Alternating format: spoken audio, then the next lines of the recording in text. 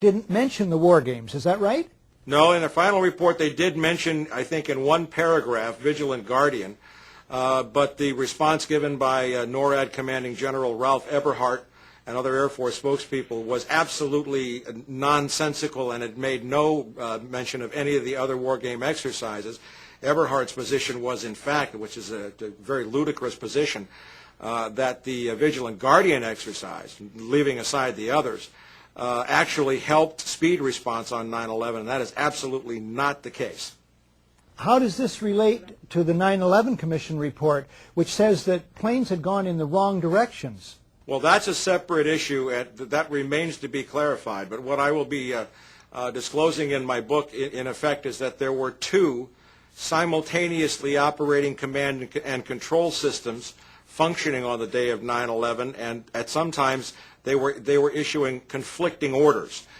We do not have a clear explanation for why fighters from Andrews Air Force Base were sent out over the sea first and couldn't turn around, because the 9/11 Commission seemed to change all the evidence just arbitrarily right before it issued its final report. So we don't have a clear explanation, but certainly there was, it is all consistent with a motive that said make sure that the fighters don't get to any place in time to stop the three critical attacks on the World Trade Center and the Pentagon.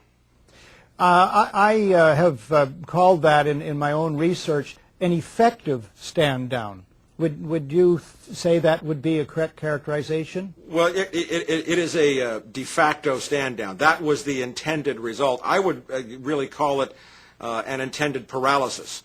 With only 8 available fighters, and fighters have to be scrambled in pairs, you only had a chance for 4 responses out of what we have confirmed were as many as 22 possible hijacks showing up on radar screens. That is fascinating and damning information. I look forward to your book. What about the motivation for the whole of 9/11? Well, overall, the primary motivation was something we call peak oil, the fact that the world has either passed or is at now its permanent peak of hydrocarbon or oil production, and now about to go into a condition of permanent and irrevocable decline in oil production, even as demand is soaring exponentially, both in the West and in China, Asia, and the developing countries. This has set off what we, from the wilderness, and certainly in my book, we will describe as a very bitter sequence of conflicts, as Dick Cheney told us in the war, that will not end in our lifetimes, to secure the last remaining oil reserves on the planet. We've seen a lot of other instances where this kind of attack was predicted and stated as a requirement for the American empire to mobilize its military resources. Zbigniew Brzezinski did in his book, The Grand Chessboard, in 1997. The Project for a New American Century called for a new Pearl Harbor in 1992. So there is, there's a lot of evidence here showing very clearly that this attack was needed. It was planned, and all of the evidence that has been so diligently compiled has just been absolutely ignored by the Keene Commission. And finally, Michael, I certainly, for one, accept your motive of peak oil. What about other motives that could be involved? Well, if you are going to, as Zbigniew Brzezinski wrote, he said some kind of direct external threat, an attack like Pearl Harbor.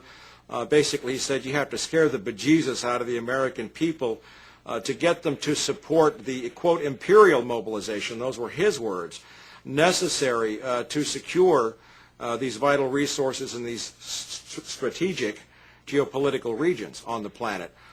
Without that, the American people would never have gone for it. And, of course, now in late 2004, we are beginning to see that the American people aren't going along with it now either. Michael, thank you for this today. Bye-bye, Barry. Dr. Robert M. Bowman is a veteran of 122 combat missions in Vietnam. His 22-year Air Force career culminated in his job as Director of Advanced Space Programs Development for the Air Force Space Division during the presidency of Ronald Reagan. He's president of the Institute for Space and Security Studies. His presentation to the Citizens Inquiry was titled, "A Fighter Pilot Looks Back at 9/11 and Forward to a Resurrected America." 9/11 is related to just about everything else, particularly the war against Iraq. These two things have one aspect very much in common. They are both, in my opinion, treason. The cabal of neoconservatives at PNAC, I think you all know what that is, who planned this war, Cheney, Rumsfeld, Wolfowitz, Libby, Pearl, Jeb Bush, even before W became president, I don't say elected, I say became president, this cabal knew the American people would not stand for a war against Iraq unless there was, as they put it in their own document, a new Pearl Harbor. 9/11 supplied that. In other words, 9/11 was a false flag operation. That's one term to describe an act carried out to make it appear it was done by someone else. Next, the man who's written the book on false flag operations. Webster Tarpley is an historian and journalist based in Washington, D.C. He has studied the dark world of intrigue, peopled by patsies, paid killers known as operators, and moles, government officials who flout their own country's laws. He made 2 presentations to the International Citizens Inquiry into 9/11. They are uncompromisingly titled The 9/11 Terror Fraud, a Coup Against Civilization.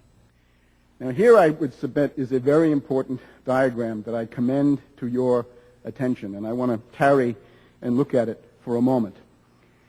We are dealing with state-sponsored false flag terrorism. I don't mean state-sponsored in the sense that it has to be sponsored by the entire command structure of the country in question, but that it is carried forward by a private network ensconced and infesting decisive nodal points in the state apparatus of that country. I'll try to show you what I mean. Here we have to distinguish a world of patsies, the people that you hear about. I'll try to show you some of this in detail. The people we can call the dupes, the useful idiots, the fanatics, the police agents, the double agents, the provocateurs, in short, the Oswalds, the fall guys. Lee Harvey Oswald, I'm just a patsy, direct quote. That's one group. The moles.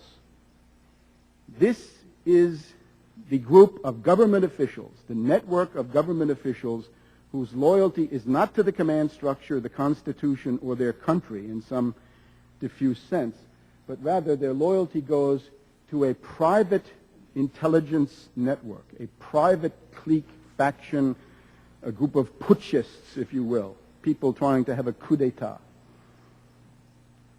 You also have to distinguish the professional killers. These are the cold-blooded technicians of murder. This is the sort of area where you see retired veterans of the Special Forces, the Delta Force, the CIA Operations Directorate, and so on down the line. The old boys. At the end of the 80s and the beginning of the 90s, the term for this group in Washington was the asteroids. Finally, the corporate media. They are the indispensable ingredient, because without them, you can't have anything.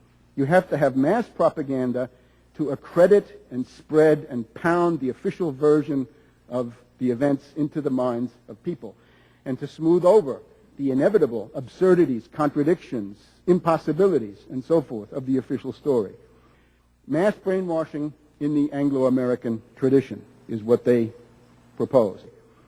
You're watching The Great Conspiracy, the 9/11 news special you never saw. When we come back, the classic question. What did the president know about 9/11, and when did he know it?